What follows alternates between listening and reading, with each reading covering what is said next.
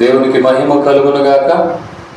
మన ప్రభు ప్రిరక్షకుడైన యేసుక్రీస్తు నామములో ఈ కార్యక్రమాన్ని వీక్షిస్తున్నటువంటి, అలాగే ఈ యొక్క ఆరాధన కూడి వచ్చిన మీ అందరికి కూడా ప్రభు పేరిట వందనాలు. దేవుని నామానికి స్తోత్రాలు.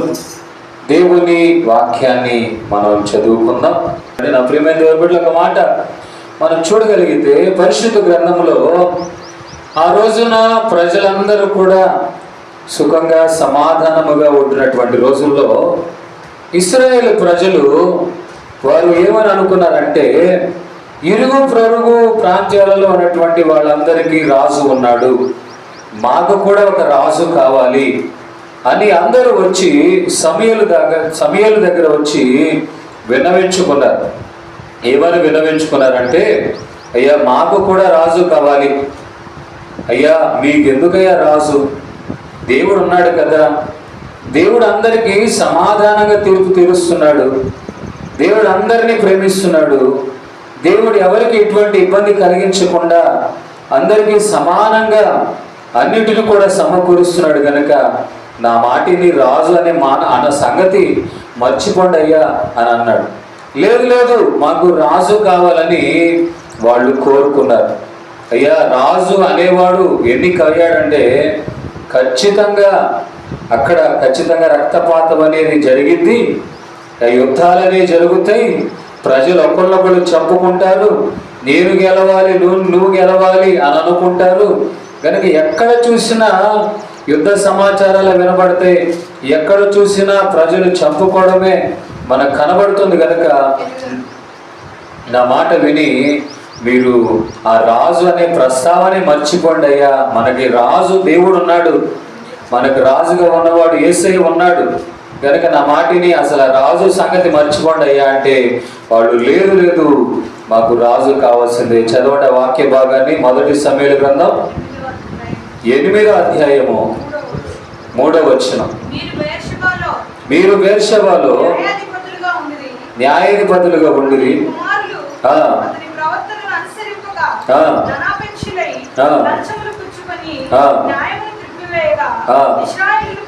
చూడండి, ఇశ్రాయేలు పెద్దలందరూ కూడి రామాలో ఉన్న సమూయేలు వద్దకు వచ్చి, చిత్తగించుము, నీవు వృద్ధుడవు, నీ కుమారులు నీ ప్రవర్తన వంటి ప్రవర్తన గలవారు కారు గనక సకల జనుల మర్యాద చొప్పున మాకు ఒక రాజుని నియమింపుము, అతడు మాకు న్యాయము తీర్చునని అతనితో అనిరి, మాకు న్యాయము తీర్చుటకై రాజును నియమింపుమని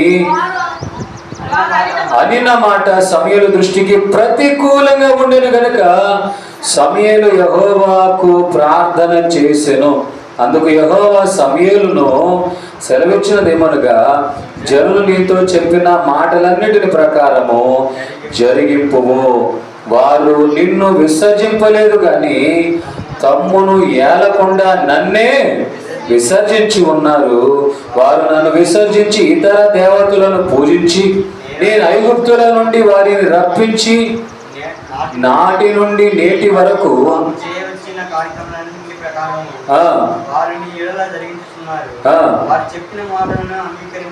వారు చెప్పిన మాటలు అంగీకరింపుము. నీవే సాక్షివై.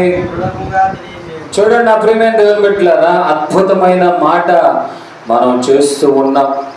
సమూయేలు తనను రాజుగా అడిగిన జనులు యెహోవా మాటలన్నీ విసర్జించి ఈలాగు చెప్పెను, మిమ్మును ఏలబో రాజు ఎట్టివాడునగుననగా, అతడు మీ కుమారులను పట్టుకొని తన రథములను తోలుటకును తన గుర్రములను కాపాడుటకును వారిని ఉంచుకొనును. కొందరు అతని రథముల ముందర పరిగెత్తుదురు, మరియు అతడు తన సైన్యములు సహస్రాధిపతులుగాను నియమించును. ఇవన్నీ ఎందుకు చెప్తున్నాడంటే, బాబు రాజు కావాలని కోరుతున్నాం, కానీ ఇదిగో మీ పిల్లలు ఇప్పుడు ఉన్నట్టుగా ఉండరు, మీ పిల్లలు సైనికులుగా మారుతారు, మీ పిల్లలు రథాల వెంట పరిగెత్తుతారు, మీ పిల్లలకు శతాధిపతులు ఉంటారు, సహస్రాధిపతులు ఉంటారు, ఇవన్నీ ఎందుకయ్యా అంటే వాళ్ళు అంటారు, కాదు కాదు మాకు రాజు కావాల్సిందే. దేవుడు ఉన్నాడు కదయ్యా, మీకేం తప్పు చేశాడు, మీకు అవసరమైన ఇస్తున్నాడు, న్యాయం తీర్చమంటే ఇద్దరికి, ఒకవేళ ఇద్దరికి న్యాయం కావాలని వచ్చినప్పుడు ఇద్దరు న్యాయం తీరుస్తున్నాడు కదా, ఎందుకు మీరు ఇలా కావాలంటున్నారంటే లేదు లేదు మాకు రాజు కావాలని. ఇది ఇప్పుడు వాతావరణం కాదండి. ఇశ్రాయేలు ప్రజలకి విడుదల కలిగిన తర్వాత, విడుదల కలిగిన కొన్ని సంవత్సరాల తర్వాత ఏలి అనే ఒక దైవజనుడు, సమూయేలు అనే ఒక దైవజనుడు ఉన్నాడు అక్కడ. ఆ సమూయేలు చిన్ననాటి నుండి ఇశ్రాయేలు ప్రజలకు ఒక రాజుగాను, ఒక యాజకుడుగాను, ఒక ప్రవక్తగాను ఏలుబడి చేస్తున్నాడు. అప్పటి వరకు ఏమైపోయిందంటే, నా ప్రియమైన దేవుని బిడ్డలారా, వాళ్ళు సమూయేలు దగ్గర వచ్చేవాళ్ళు, అయ్యా మా పరిస్థితి ఇది, అయ్యా మాకు ఇలా జరిగింది, మాకు ఇలాంటి సమస్య వచ్చింది కనుక నువ్వే ఏదైనా చేయాలయ్యా అని అతను వచ్చి అడిగేవాడు. ఎందుకంటే దేవుని తరపున ఒక ప్రతినిధి సమూయేలు ఉన్నాడు.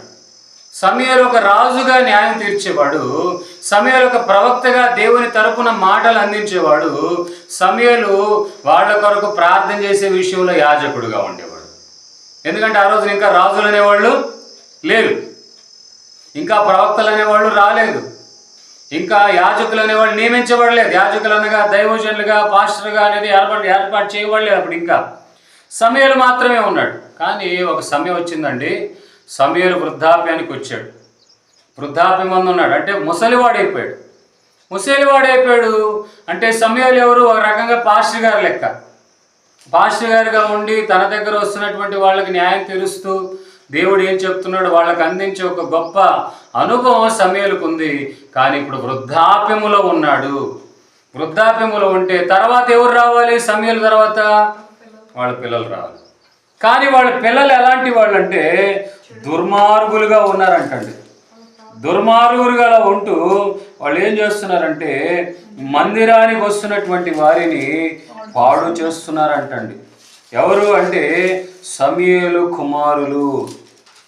సమూయేలు కుమారులు ఏవండి, మరి ఆ సమూయేలు తర్వాత బాధ్యత వాళ్ళు చేయాల్సిన పరిస్థితి ఉంటే వాళ్ళందరూ చూసి, బాబు మాకు నీ పిల్లలతో పని లేదు, అసలు మీ పిల్లలు మాకు అవసరం లేదు, ఎందుకంటే నీలాగా వాళ్ళు లేరు, నీలాగా యాజకత్వం చేసే స్వభావం వాళ్ళ కనబడట్లేదు, నీలాగా ఏవండి ప్రవక్తగా దేవుని మాటలు అందించే పద్ధతులు వాళ్ళలో కనబడట్లేదు, నీలాగా ప్రవక్తగా ఉండలేరు, నీలాగా యాజకత్వం చేయలేరు, నీలాగా నా ప్రియమైన దేవుని బిడ్డలారా రాజుగా వాళ్ళు ఉండడానికి పనికి రారు. ఎందుకంటే వాళ్ళు దుర్మార్గులుగా ఉన్నారు. దేవుని పని మీద వాళ్ళకి శ్రద్ధ లేదు, లౌకిక పరమైన వాటి మీదే శ్రద్ధ ఉంది. ఒక యాజకుని పిల్లలు అంటే ఒక దైవజనుని పిల్లలు, ఒక దైవజనుని తరువాత దైవ సేవ చేయాల్సిన వాళ్ళు పడిపోయిన స్థితిలో ఉంటే ప్రజలు మరొక ఆప్షన్ అడుగుతున్నారు, ఇవన్నీ వద్దు కానీ మాకు రాజు కావాలి, అంటే మరో వ్యక్తి మాకు కావాలి, మీ పిల్లలు మాకొద్దు, మీ పిల్లలు మంచోళ్ళుగా లేరు, మాకు రాజు కావాలి అని. ఎప్పుడండి?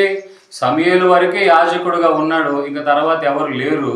ఎందుకంటే యాజకులుగా కుమారులు రావాలి, కానీ వాళ్ళ పద్ధతులు బాగాలేవు.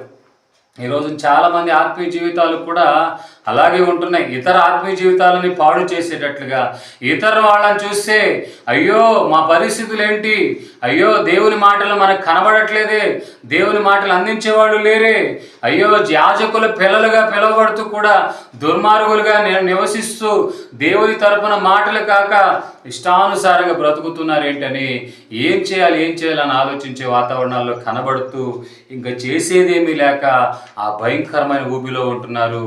ఆ రోజుల్లో అలాగే ఉన్నారు, ఈ రోజున కూడా అలాగే ఉంటున్నారు.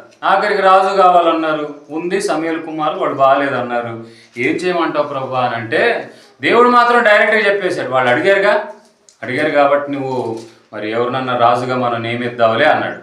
కానీ సమూయేలు బాధ మాత్రం ఏంటి, అబ్బో అలా చేస్తే గొడవలు వచ్చేస్తాయి, అలా చేస్తే చంపేసుకుంటారు, అలా చేస్తే కొట్టుకుంటారు, అలా చేస్తే ఎక్కువ తక్కువ అయిపోద్ది, అలా చేస్తే సైనికులు వేరు, సైన్యాధిపతులు వేరు, ఏమంటే రకరకాల కేటగిరీస్ అని ఏర్పడిన తర్వాత ఆ చిన్న చూపు అనేది కూడా ఏర్పడిపోద్ది, యుద్ధాలు జరుగుతాయి, నీదా నాదా అని కొట్టుకుంటారు, చంపుకుంటారు అని వాళ్ళందరూ చెప్పినా వాళ్ళంటారు లేదు లేదు మాకు రాజు కావాలి.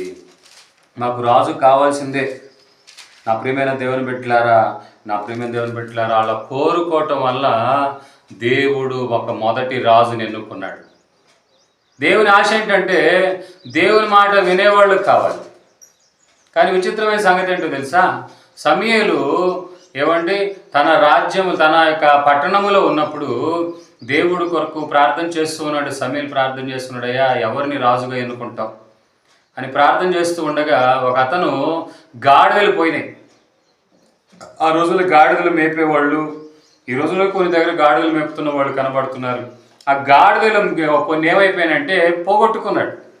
ఆ గాడిదలు పోవటం వలన అతను ఏమనుకున్నాడంటే ఎలాగా అని ఎత్తుకుంటూ వాళ్ళనడిగి ఆఖరి విసిగిపోయిన తర్వాత ఒకళ్ళని అడిగాడు, అయ్యా మరి గాడిదలు పోయినాయి, మరి ఎలాగా ఎవరైనా చెప్పగలుగుతారంటావా అంటే, ఉన్నాడండి ఒక అతను, ఆయన పేరు సమూయేలు, ఆయన నీ గాడిదలు ఎక్కడున్నాయో చెబుతాడు అని చెప్పిన వెంటనే అతను సమూయేలు అడ్రస్ కనుక్కొని అక్కడికి వెళ్ళాడు. కానీ విచిత్రమైన సంగతి ఏంటంటే సమూయేలు దగ్గరికి సౌలు రావటం ఆలస్యం. దేవుడు మాట్లాడుతున్నాడు, ఇదిగో మీ ఇంటికి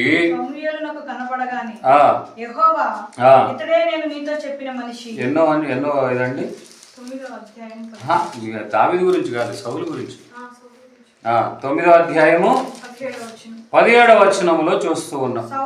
సౌలు సమూయేలు నాకు కనబడగానే యెహోవా ఇతడే నేను నీతో చెప్పిన మనిషి, ఇదిగో ఇతడే నా జనులను ఏలునని అతనితో చెప్పాను.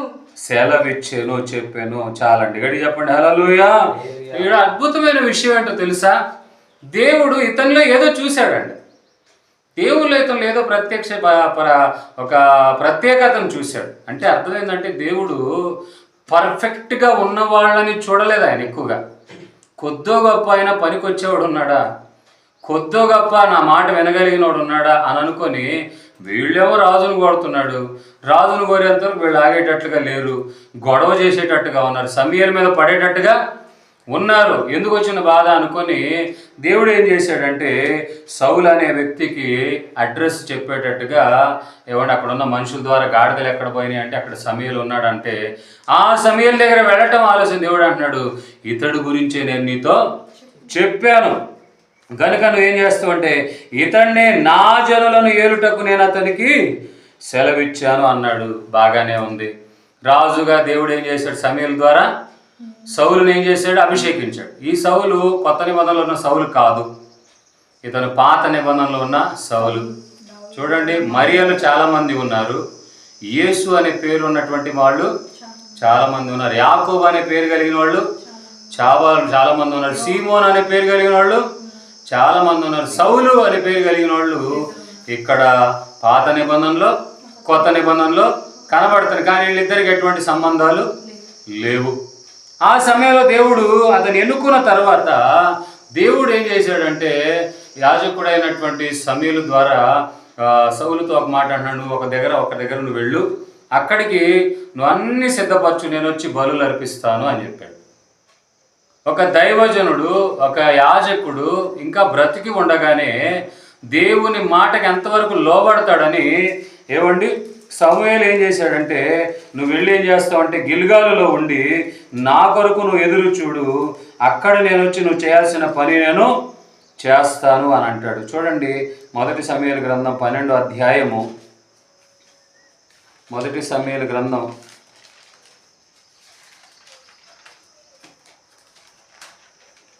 13వ అధ్యాయం మనం చూడగలిగితే నా ప్రియమైన దేవుని బిడ్డలారా 8వ వచనం చూడండి. సమూయేలు చెప్పినట్టు అతడు 7 దినములు ఆగి సమూయేలు గిల్గాలునకు రాకపోవటయు జనులు తన యొద్ద నుండి చెదిరిపోవటయు చూచి దహన బలులను సమాధాన బలులను నా యొద్దకు తీసుకుని రమ్మని చెప్పి దహన బలి అర్పించెను. అతడు దహన బలి అర్పించి చాలించిన వెంటనే సమూయేలు వచ్చెను. సౌలు అతన్ని కలుసుకొని అతనికి వందనము చేయుటకై బయలుదేరగా.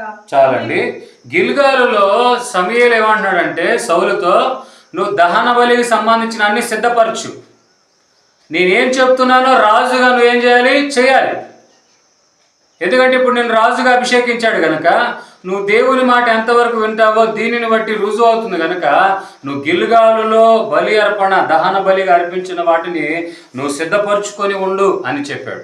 నేను వచ్చి యాజకుడిగా అనగా దైవజనుడిగా అనగా పాస్టర్గా నేను చేయాల్సిన పని చేస్తాను. నువ్వు రాజువై నువ్వు చేయకూడదు, కానీ యాజకుడిగా నేనేం చేయాలి? దహన బలులు అర్పించాలి. నువ్వు మాత్రం వాటిని ముట్టొద్దు, నువ్వు మాత్రం వాటి జోలికి వెళ్ళొద్దు అని చెప్పాడు. కానీ అక్కడ సౌలు ఏవండి అంతా సిద్ధపరచుకొని ఉన్నాడు. సమూయేలు వచ్చేటప్పటికి ఆలస్యం అవటం వల్ల ఏం చేశాడంటే, రాజుగా నేనే ఈ స్థితిలో ఉంటే బలి అర్పించడంలో ఏం తప్పు ఉంది అని అనుకొని, ఇదిగో దహన బలికి సంబంధించిన పశువులన్నింటినీ కూడా నా దగ్గర తీసుకురండి అని ఏం చేశాడంటే దహన బలిగా అర్పించేశాడు. వాటిని వధించి దహన బలి అర్పించాడు. అంటే అర్థమైందంటే యాజకుడైన సమూయేలు, పాస్టర్గా ఉన్నటువంటి సమూయేలు, దేవుడు తన పని కొరకు ఏర్పాటు చేసుకున్నటువంటి సమూయేలు చేయాల్సిన పని ఏం చేశాడు? ఒక రాజు చేశాడు. రాజు చేయాల్సిన పని ఏంటంటే మనం ఇందాక చదివాం, ప్రజలను ఏలుబడి చేయాలి, అంతే అతని పని. ఏమైనా సమస్య వస్తే అతను వచ్చి యాజకుడికి సమస్య చెప్పుకుంటే లేదా ప్రవక్తకి సమస్య చెప్తే ఆ ప్రవక్త ఆ పరిష్కారం చెప్పినప్పుడు ఆ పరిష్కారం రాజుకు చెప్తే రాజు దాని తగ్గట్టుగా ఫాలో అవ్వాలి.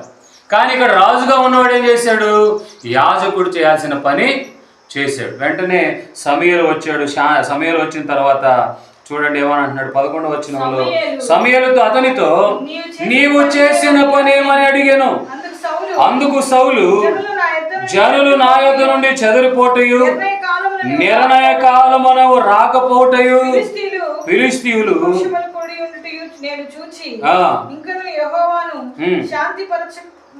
శాంతిపరచక మునిపే నా మీద పడుదురేమో అని నా అంతటి నేను సాహసించి దహన బలిని చాలండి. చూసారండి నా ప్రియమైన దేవుని బిడ్డలారా, ఈ రోజున కూడా చాలా మంది అలాగే ఉన్నారు. సమూయేలు రావడం ఆలస్యమైందంటే అమ్మో వెళ్ళిపోతారేమని నేనే దహన బలి అర్పించేశాను అంటున్నాడు. అర్థమైందండి? యాజకుడు వచ్చేంతవరకు ఎదురు చూడకుండా యాజకుడు రాడేమో, యాజకుడు ఇతను చెప్తున్న శాఖ అనమాట. ఒక రకంగా వాళ్ళు రావడం ఆలస్యం అయిపోయింది, వాళ్ళు చెదిరిపోతారేమో, వాళ్ళు వచ్చి నా మీద పడతారేమో, అందుకని నువ్వు రాకపోవడం నా తప్ప, నువ్వు రావడం ఆలస్యమైంది కనుక నువ్వు చేయాల్సిన పని వచ్చింది, ఇంతటి సాహస కార్యం నేను చేయాల్సింది వచ్చింది, లేకపోతే నాకేం పని అని అంటున్నాడు. నా ప్రియమైన దేవుని బిడ్డలారా, దానికి తగ్గట్టుగా ఏమైందో తెలుసా? నీ దేవుడైన యెహోవా నీకు ఇచ్చిన ఆజ్ఞను గైకొనక నీవు అవివేకపు పని చేసితివి గనక నీ రాజ్యమును ఇశ్రాయేలు మీద సదాకాలము స్థిరపరచుటకు యెహోవా తలంచి ఉండెను. అయితే నీ రాజ్యము నిలవదు. చూసారండి, రాజుగా నేను ఎందుకు అభిషేకించాడు? ఈ రోజున చాలా మంది నా ప్రియమైన దేవుని బిడ్డలారా ఏమండి రాజుగా ఉండడం మానేసి యాజకుల వాళ్ళని ఇష్టపడుతున్నారు. అంటే పాస్టర్లుగా ఉండాలి, సేవ చేయాలని ఇష్టపడుతున్నారు.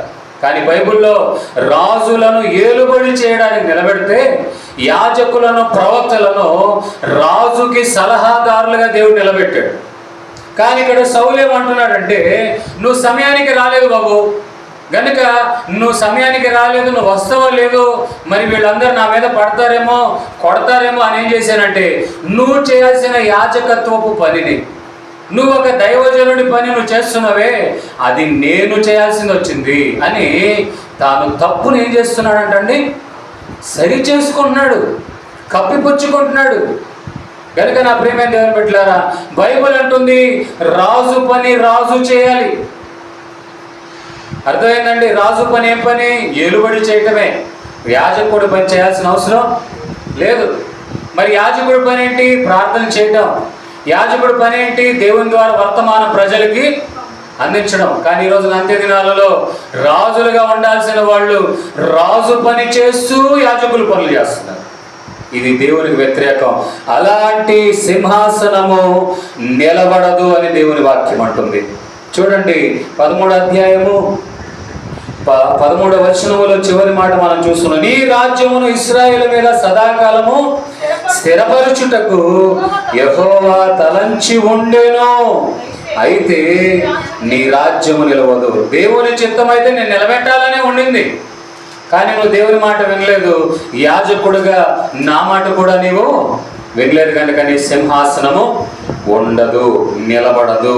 అంటే అర్థమైందంటే దేవుని మాట, దైవజనుని మాట వినకుండా దైవజనుడు చేయాల్సిన పని, యాజకుడు చేయాల్సిన పని రాజుగా ఉన్న సౌలు చేశాడు కనుక మనం చూడగలిగితే సౌలు సింహాసనం నిలబడలేదు.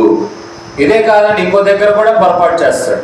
అక్కడ కూడా ఏమంటాడంటే తాను చేసిన తప్పునేం చేస్తాడు, సుమారు 2 సార్లు దేవుని మాట వినలేదు. దేవుని మాట అంటే అర్థం ఏంటి? యాజకుల మాట. అర్థమైందండి? ఈరోజు మేము కూడా చాలామంది అడుగుతారు, మేము సేవ చేయొచ్చా, మేము అలా చేయొచ్చా, మేము ఇలా చేయొచ్చా. నేను వాళ్ళకి ఇచ్చే సలహా ఒకటే, దేవుడు నిన్ను పిలిచాడా, దేవుడు నిన్ను నియమించాడా, నువ్వు చేయొచ్చు.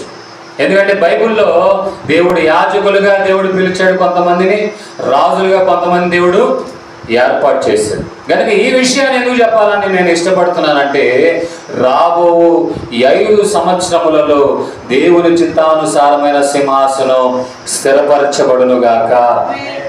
స్వంత తెలివితేటలు వాడాడు సౌలు. ఆలస్యమైన సమయాల కొరకు ఎదురు చూడాల్సిన వాళ్ళు స్వంత తెలివితేటలు వాడారు. కనుక రాబో రోజుల్లో స్వంత తెలివితేటలు వాడే వాళ్ళ సింహాసనాలు కొట్టివేయబడాలి. దేవుని ఆలోచన బట్టి ప్రజల క్షేమాన్ని కోరిన వారి సింహాసనం స్థిరపరచబడాలి. ఆమేన్, హల్లెలూయా. ఇక ఇవన్నీ అయిపోయిన తర్వాత ఆఖరికి ఇక సౌలు మీద కూడా మనస్సు దేవునికి లేదు. ఏంది, వీడినేమో ప్రజల కొరకు ఏలుబడి చేయడానికి నేను నిలబెట్టాను, కానీ వీడేంటో ద్వంత తెలివితేటలు వాడుకొని వీటికే మాట వినకపోతే రేపు ప్రజలు వచ్చి లంచం ఇచ్చేటప్పుడు, రేపు ప్రజలు వచ్చి ఏదన్నా మాకు నచ్చినట్టుగా చేయమని ద్రవ్యం ఇచ్చినప్పుడు వాళ్ళు ఇష్టానుసారంగా చేసేస్తాడుగా, మరలా దానికి తగ్గట్టుగా మాటలు చెప్పి కప్పిపుచ్చుకుంటాడుగా. కనుక ఇవన్నీ వద్దనుకొని రెండోసారి కూడా సౌలు చేసిన పనిని విని సమూయేలు ఏమంటాడంటే, ఇక నీ సింహాసనం దేవుడు స్థిరపరచాలనుకోవట్లేదు, దేవుడు మరొక వ్యక్తిని రాజుగా ఏర్పాటు చేయాలనుకుంటున్నాడు అని అన్నాడు. గడి చెప్పండి, హల్లెలూయా. అంటే అర్థమైందంటే సొంత ఆలోచనలు దేవునికి నచ్చవు, దేవునికి ఇష్టము లేదు. ఇతనిలో ఆత్మీయ కోణాలు కూడా సరిగ్గా కనబడలేదు. ఎవరైతే దైవజనులు దేవుని ద్వారా ఏర్పాటు చేయబడి ఉన్నాడని తెలిసి తలంచి దైవజనుని మాటను బట్టి ఓర్పుతో ఉంటారో వాళ్ళనే దేవుడు నిలబెడతాడు. ఆఖరికి ఇంకా సౌలు మీద దేవునికి ఇష్టం లేకపోయేటప్పటికి దేవుడు సమూయేలుతో అంటాడు, ఇదిగో మరొక వ్యక్తిని మనం ఖచ్చితంగా రాజుగా ఏర్పాటు చేయాలి. ఇలా అయితే కష్టమే. ఇతను నా మాట వినట్లేదు, ఇతను నేను నీతో ఏర్పాటు చేసుకున్న మాట వినట్లేదు. అప్పటికే రాజు కావాలని వాళ్ళు నిన్ను విసర్జించారు, నన్ను కూడా విసర్జించారు. ఇప్పుడు రాజు వచ్చిన తర్వాత వాడు కూడా నా మాటలని విసర్జించారు. కనుక ఇంకో వ్యక్తి కావాలనుకున్నప్పుడు సమూయేలు ఓపికగా భారంగా ప్రార్థన చేస్తూ ఉన్నాడండి. భారంగా ప్రార్థన చేస్తూ ఉండగా ఒకసారి ఒక ఇంటికి వెళ్ళాడు. ఒక ఇంటికి వెళ్ళి అక్కడ యెషయి అనే ఒక వ్యక్తి కనబడుతున్నాడు. ఆ వ్యక్తికి ఇంటికి వెళ్ళాడు. ఆ ఇంటికి వెళ్ళిన తర్వాత అడుగుతూ వెళ్ళాడు. వెళ్ళిన తర్వాత దేవుడు అంటున్నాడు, యెషయి ఇంటికి వెళ్ళు. నేను ముగించేస్తున్నానండి, క్లుప్తమైన సందేశాన్ని ఇస్తున్నాను. యెషయి ఇంటికి వెళ్ళు, వాళ్ళ కుమారులలో ఒక కుమారుని రాజుగా అభిషేకించాలనుకుంటున్నాడు. ఎందుకు అనంటే ప్రజలని న్యాయబద్ధంగా పరిపాలించడానికి, ప్రజలని నా మాటను బట్టి వినే రాజు నాకు కావాలి. కనుక వీడు ఎలాగో వినకుండా సొంత ఆలోచనలు బట్టి ఇప్పటికే రకరకాల ఇబ్బందికరమైన వాతావరణాలు తెచ్చాడు. కనుక అలా కాకుండా దేవునికి న్యాయపరమైనటువంటి తీర్పు తీర్చగలిగిన వాళ్ళు, దేవుని మాటను బట్టి నడిపించబడగలిగిన వాళ్ళు, ఏది జరగాలన్నా నా దగ్గర సలహా అడిగేవాళ్ళు నాకు కావాలి. కనుక యెషయి ఇంటికి వెళ్ళు అని అన్నాడు. యెషయి ఇంటికి వెళితే విచిత్రమైన సంగతి ఏంటంటే వాళ్ళ కుమారులు ఉన్నారండి. వాళ్ళ కుమారుల్లో అందరినీ పిలవమని చెప్పాడు యెషయిని. సమూయేలు ఏం చేశాడంటే అందరిని పిలవయా ఒక్కొక్కళ్ళుగా, మరి వాళ్ళలో దేవుడు ఎవరిని రాజుగా అభిషేకించాలనుకుంటున్నాడు, మరి వాళ్ళు అభిషేకించగలిగితే దేవుడే నాతో మాట్లాడతాడు అని చెప్పిన తర్వాత ఒక్కొక్కళ్ళు పిలిచారండి. ఒక్కొక్కరు పిలిస్తే వాళ్ళందరూ కండబలం ఉంది, ఎత్తుగా ఉన్నారు, లావుగా ఉన్నారు, ఏమండి బలంగా ఉన్నారు. అందరు ఒక్కొక్కరు వస్తూ ఉండగా దేవుడు ఏమంటున్నాడంటే సమూయేలుతో, ఇతడు కాదు అని అంటున్నాడు. చూడండి నా ప్రియమైన దేవుని బిడ్డలారా, 16:3 చదవండి. యెషయని 5వ వచనం చదువుదామా? 6వ వచనం నుండి చదువుదాం. వారు వచ్చినప్పుడు ఆ.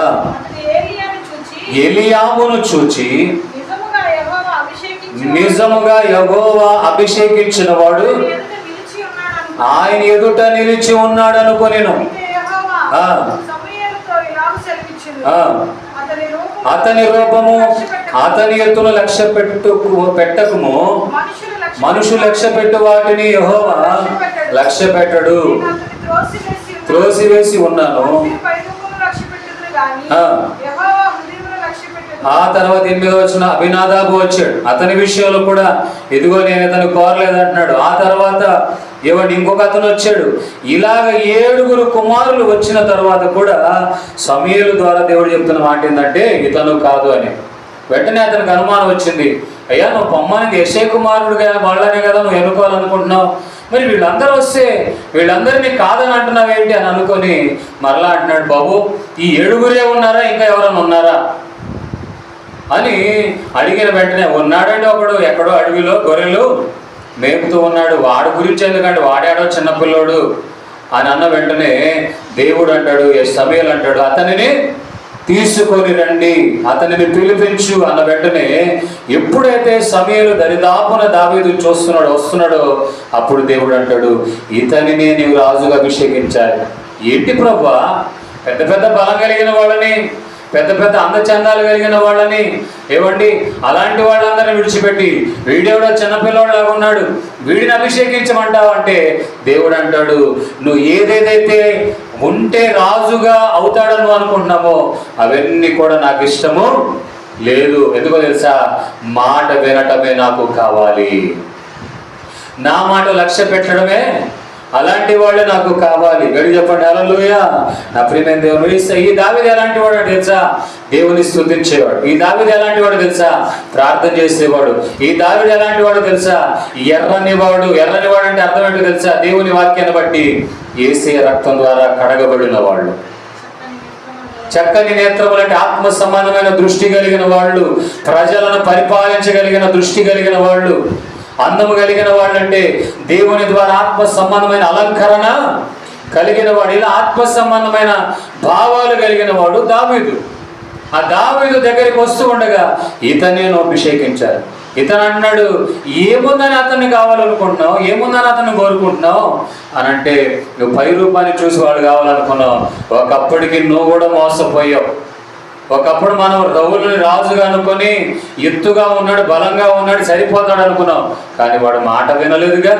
కనుక ఇతన్ని నేను అరణ్యంలో ఉన్నప్పుడే చూశాను, ఇతడు నన్ను స్తుతించడం నేను చూశాను, ఇతడు నా చిత్తము కొరకు ఎదురు చూసే ఒక అనుభవాలు నేను అతన్ని చూసి ఉన్నాను. కనుక ఇతని నేను రాజుగా అభిషేకించాలని కోరుకుంటున్నాను అని అక్కడ దేవుని వాక్యాన్ని బట్టి మనం చూస్తూ ఉన్నాం. గడి చెప్పండి హల్లెలూయా. మరొక దగ్గర మనం దేవుని వాక్యాన్ని బట్టి చూస్తే దావీదు గురించి నా ఇష్టానుసారుడు అంటే అతని ఇష్టం నెరవేర్చిన వాడు కాదంట. ఎవరి ఇష్టం అంటే దేవుని ఇష్టం. ఇంకో దగ్గర ఏముంది, నా చిత్తానుసారమైన వాడు అంటే ఇతడు సౌలు వలె స్వంత తెలివితేటలు వాడేవాడు కాదు, సౌలు వలె తనకు నచ్చినట్లుగా తీర్పు తీర్చేవాడు కాదు, సౌలు వలె రాజుగా ఉండి రాజు పనులు గాక దైవజనుల పని లేదా పాస్టర్ గారి పని చేసే ఒక స్వభావం ఇతనికి లేదు. నా మాట కొరకు ఎదురు చూస్తున్నాడు. ఆఖరికి సమూయేలుగా ఉన్న నీ మాటకు విలువిస్తున్నాడు. ఒకప్పుడు రాజు అలా లేడు కనుక ఇతను మాత్రం నా మాట కొరకు ఎదురు చూస్తున్నాడు, ఇతడు నా చిత్తం కొరకు ఎదురు చూస్తున్నాడు కనుక ఇతనినే నీవు రాజుగా అభిషేకించాలి. గడి చెప్పండి హల్లెలూయా. ఇతడు ఎలాంటి వాడో తెలుసా అండి, ఇతడు చక్కగా సితారాను వాయించగలిగిన వాడు. చక్కగా సితార వాయించడం అంటే ప్రార్థనా జీవితం కలిగిన వాడు, ప్రార్థనా జీవితాన్ని బట్టి దేవుని చిత్తాన్ని ఎరిగేవాడు. దావీదు ఎలాంటి వాడు తెలుసా అండి, నేను రాజులు కనుక యుద్ధానికి వెళ్తానని ఎక్కడ అనలేదండి. దావీదు దేవుని దగ్గర అడిగేవాడు. ఏమని అడిగేవాడు తెలుసా, అయ్యా మరి ఆ ప్రజల మీద యుద్ధానికి వెళ్ళమంటావా అని అంటే దేవుడు అనేవాడు, నువ్వు వెళ్ళు, కానీ నువ్వు యుద్ధం చేయాల్సిన అవసరం లేదు, నీకు జయాన్ని నేను ఇస్తాను. అర్థమైందండి మీకు ఆ మాట? నువ్వు యుద్ధానికి వెళ్తావు కానీ నువ్వు ఏం చేయాల్సిన అవసరంలా, నేను శత్రువులకు నీ మీద వాళ్ళకు జయం ఇవ్వకుండా శత్రువులకు నీ మీద జయమిస్తా, నువ్వేం చేయాల్సిన అవసరం అంటే, ఏంది ప్రభా రాజుగా నేను యుద్ధం చేయకుండా ఎట్లా జయమిస్తావు అని అనలా. అదే దేవునికి కావాల్సింది. అలాంటి రాజే దేవునికి కావాలి. అలా దేవుని మాటకు విని ప్రజలకి అనుకూలమైన పరిపాలన ఇచ్చేవాళ్ళే దేవునికి కావాలి. మరో దగ్గరేమో యుద్ధానికి వెళ్తానంటే, సరే నేను నీకు తోడుగా ఉంటానంటే ఒక దగ్గర, మరో దగ్గర ఏమి వెళ్ళాల్సిన అవసరం లేదు, వాళ్ళు తాటేకు చెప్పుడు వినే భయంతో వెళ్ళిపోతారు బాబు అంటే, వీళ్ళు యుద్ధాలే చేయలేదు, ఆ తాటేకు చెప్పుళ్ళు విని అప్పో విస్తారమైన సైన్యం వస్తుందని పారిపోయారంట ప్రజలు. ఆమేన్, హల్లెలూయా. కనుక నా ప్రియమైన దేవుని బిడ్డలారా, రాజు అనగా దావీదు వలె దేవుని మాటకు విలువించిన వ్యక్తిలాగా బ్రతకాలి. నా ఇష్టమని ఈ మధ్య కాలం అంతటా పరిపాలన చేస్తున్నాం. మనిషిని చంపడం, కొట్టడం, తలకాయ తీసేయడం, వాళ్ళ కులం అనే భేదం లేదు, మతం అనే భేదం లేదు, ఎవరైనా మాకు అడ్డొస్తే చాలు వాళ్ళని చంపేస్తాం అనే రాజు కాదు దేవుడు కావాల్సింది. ఈ పని నేను చేయొచ్చా చేయకూడదా ప్రభువా, ఇలా చేయటం వల్ల ఎవరికైనా ఇబ్బంది కలిగిద్దా? అర్థమైందండి? అప్రియమైన దేవుని బిడ్డలారా, దేవుని ఆలోచన కొరకు అడిగే రాజులు మనకు కావాలి. ఆధిపత్యం చేసే రాజులు దేవుని మాటకు లోబడే వాళ్ళు కావాలి. అంతేకాని నా ప్రియమైన దేవుని బిడ్డలారా, నా ఇష్టం, నేను రాజుని అధికారం ఉంది కనుక నా ఇష్టానుసారంగా చంపుతూ వెళ్తాను, కొడుతూ చంపుతాను, నేను మాత్రమే బ్రతకాలి, నేను నమ్ముకున్న వాటికే నేను లోబడి ఉండాలి, నేను నమ్ముకున్న వాటికే ప్రజలు కూడా అంగీకరించాలి, లేకపోతే చంపుతానని వాడు రాజు కాదు. ప్రజలకు అన్నం కావాలి, ప్రజలు తినడానికి నీడ కావాలి, ఉండడానికి సౌలభ్యం కావాలి, ప్రజలు క్షేమంగా ఉండగలగాలంటే ఆ రాజు దేవుని మాటకు లోబడి రాజుగా ఉండాలి. ఆ రాజు కేవలము రాజరికపు ఏలుబడే చేయగలగాలి, కానీ యాజకుడిగా ఉండకూడదు. యాజకుల దగ్గరికి వెళ్ళి ప్రార్థన అవసరత కోరగలిగిన రాజుగా ఉండాలి. గడి చెప్పండి, హల్లెలూయా. మరో రాగా చెప్పాలంటే, సౌలు రాజుగా ఉన్నవాడు ఏం చేశాడు? యాజకుడు పని చేశాడు. మనందరికీ తెలుసు కదండి, కుక్క పని కుక్క చేయాలి, గాడిద పని గాడిద చేయాలి. ఈ రెండు వాటి వ్యక్తిత్వాన్ని బట్టి గొప్పయే. ఏది మురిగితే రాజు ఆ యజమానుడు మేలుకుంటాడు, కుక్క మురిగితే. మరి గాడిద ఏం చేయాలి? బరువు మొయ్యాలి. కానీ ఇక్కడ గాడిద ఏమండి, కుక్క నేను కాపులాగా ఆయన పండుకుంటే గాడిద ఏం చేసిందంట? కుక్క చేయాల్సిన పని చేసి ఏమైంది? ఆఖరికి దెబ్బలు తినింది ఇష్టానుసారంట. అలాగే దేవుడు ఎవరిని ఎందుకు ఎన్నుకుంటాడో ఆ పనే చేయాలి, లేకపోతే నీ సింహాసనం నిలబడదని దేవుని వాక్యం అంటుంది. అప్రియమైన దేవుని బిడ్డలారా, చిట్ట చివరికి దేవుడు తన ప్రజల క్షేమాన్ని కోరి దేవుని మాట వినే రాజునే దేవుడు రేపు రోజున దేవుడు నిలబెట్టును గాక. చెప్పండి, హల్లెలూయా.